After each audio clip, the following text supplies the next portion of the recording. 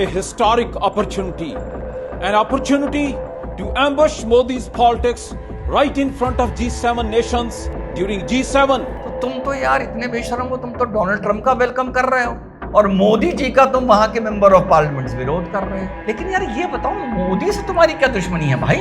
हमें जेल में दिखाना है तो उसको दिखाओ जिसने पंजाब में आतंक बढ़वाया जानबूझकर अपनी राजनीति के चलते, और वहां पर कितने मासूम मरे। जेल में डालना है तो उसको डालो जिसने गोल्डन टेम्पल के अंदर टैंक चलाया।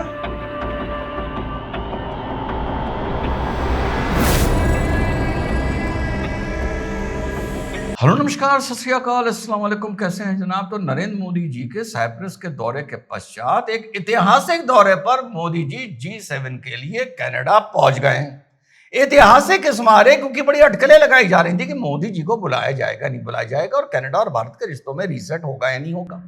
भारत के विशेष हिस्से में एक विशेष खुशी थी कि नरेंद्र मोदी जी को नहीं बुलाया जा रहा। वो विशेष खुशी सारी धुआं हो गई। इस पर हम लोग पहले भी बात कर चुके हैं, और इससे पहले मैं आगे बढ़ूं, मैं आप लोगों को इतना बता दूं कि आज होम्योपैथिक की गोली की तरह जो 2-2 घंटे बाद खाई जाती है, आज 2-2 घंटे बाद 3 वीडियो आएंगे, क्योंकि टॉपिक इतने अलग अलग हैं और इतने खूबसूरत हैं कि किसी को भी इग्नोर नहीं किया जा सकता। तो 8-9 मिनट का एक वीडियो बनाऊंगा, 3 वीडियो बनाऊंगा अलग अलग टॉपिक्स पे, देखिएगा जरूर। तो साहब, नरेंद्र मोदी जी के वहां पहुंचने से पहले वहां उथल पुथल हो गई, मानो भूकंप आ गया कि यार हम तो सोच रहे थे कि कभी हो ही नहीं सकता कि नरेंद्र मोदी जब कनाडा आएंगे तो उनको तो गिरफ्तार कर लिया जाएगा, या तो एम्बेसडर को गिरफ्तार कर लिया जाएगा। यार मोदी जी को कैसे बुला लिया गया? खैर, ये भारत की बढ़ती हुई शक्ति का असर है, मैं तो ये कहता हूं। तो साहब, वहां पर एक विशेष सेक्शन की बहुत जली हुई है, बहुत जली हुई है, इतनी जली हुई है कि खिसिया के पता है पन्नून क्या बोल रहा है?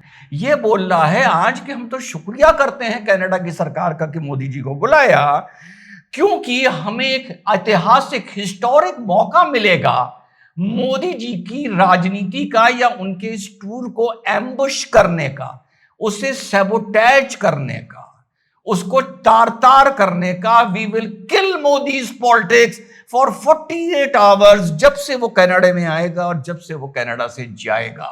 Thank Mark Carney, more of a businessman than a Canadian Prime Minister upholding Canadian values, for giving pro-Khalistan Sikhs a historic opportunity, an opportunity to ambush Modi's politics right in front of G7 nations during G7 from June 16th to June 17th. साहब, बड़ी रैलियां पीले झंडे लगा लगा के निकाली जा रही हैं। मोदी जी को एक कैदी की ड्रेस पहनाकर एफिजी को जेल में दिखाया जा रहा है। अमा यार, बाकी सब ठीक है, खालिस्तान वालिस्तान जो करना है करो, वो देखा जाएगा, बाद में ठोक पीट के ठीक कर दिया जाएगा। लेकिन यार ये बताओ, मोदी से तुम्हारी क्या दुश्मनी है भाई? अमा जेल में दिखाना है तो उसको दिखाओ जिसने पंजाब में आतंक बढ़वाया जानबूझकर अपनी राजनीति के चलते, और वहां पर कितने मासूम मरे। जेल में डालना है तो उसको डालो जिसने गोल्डन टेम्पल के अंदर टैंक चलाया। अम्मा भाई, जेल में डालना है तो उसको डालो जिसने 1984 करवाया। तुम यार मोदी जी के पीछे काहे पड़े हो? इसने बेचारे ने तुम्हारा क्या किया है? जितनी भी चीजें जो मैं बता रहा हूं तुम्हारी जब हो रही थी, तो मोदी जी तो भैया राजनीति से उस टाइम बड़े दूर थे, तो जेल में तुम इनको काहे डालते हो? कहीं तुम इस मारे तो इनको जेल में नहीं डालते हो कि इन्होंने सनातनी अवेयरनेस और रिसर्जेंस करके दिखाया है, जिस बात से कहीं ना कहीं तुम्हारे मिर्चा लगी हुई है। ये मेरी थ्योरी है।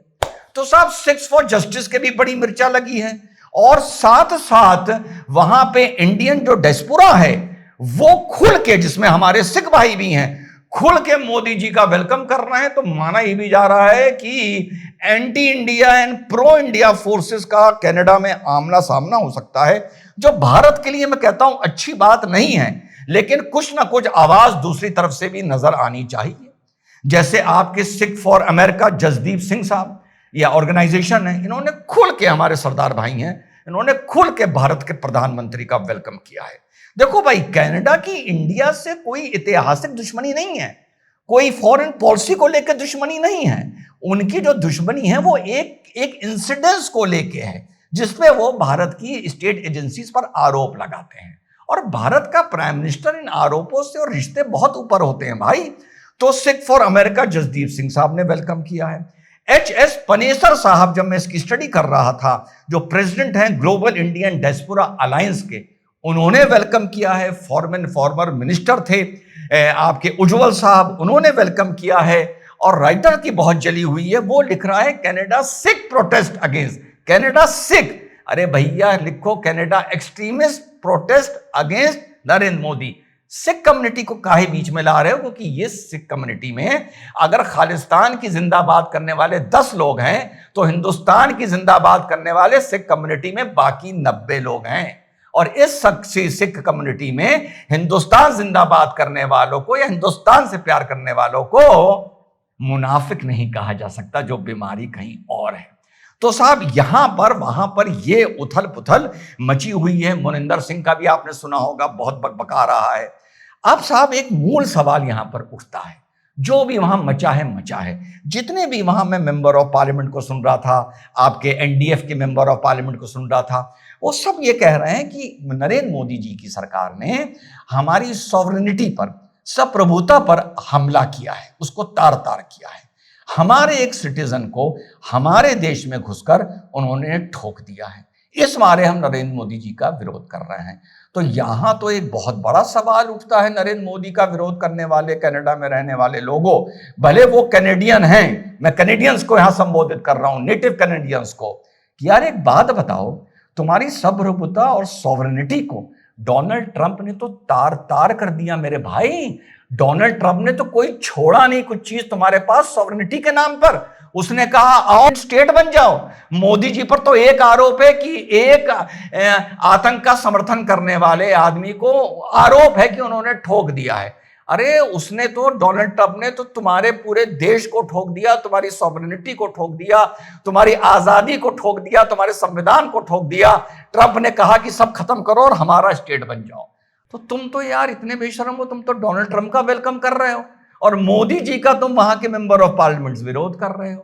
और इसी बीच और पेट्रोल डालते हुए मोदी जी की विजिट से जलने वालों ने के लिए मार्क केनरी ने, जिन्होंने अब वहां की निजाम संभाल रखी है, ये भी खैर लिबरल पार्टी से हैं ट्रूडो की तरह, उन्होंने भारत के साथ करार कर लिया है to fight terror and counter terror measures के लिए एंड एक्सचेंज ऑफ इंफॉर्मेशन के लिए। तो काम होना अभी बहुत बाकी है। यहां पर जो भारत की नाक कटवाते हैं और एंटी इंडिया फोर्सेस हैं, उनकी टांगे टूटना, कमर टूटना अभी बाकी है। लेकिन यस, नजर आ रहा है कि एक रीसेट शुरू हो गया है और आने वाले वक्त में देखने के जो हम लोगों को इसका फल मिलेगा वो बहुत ही बतौर नेशन बहुत ही शानदार मिलेगा। लेकिन वही सवाल फिर से, डोनाल्ड ट्रंप ने तो तुम्हारी सॉवरेनिटी ही खत्म कर दी, तुम्हारा देश ही खत्म कर दिया यार। मोदी जी ने तो एक आदमी खत्म किया था। क्या कर रहे हो मेरे भाई? जय हिंद, वंदे मातरम, खुदा हाफिज।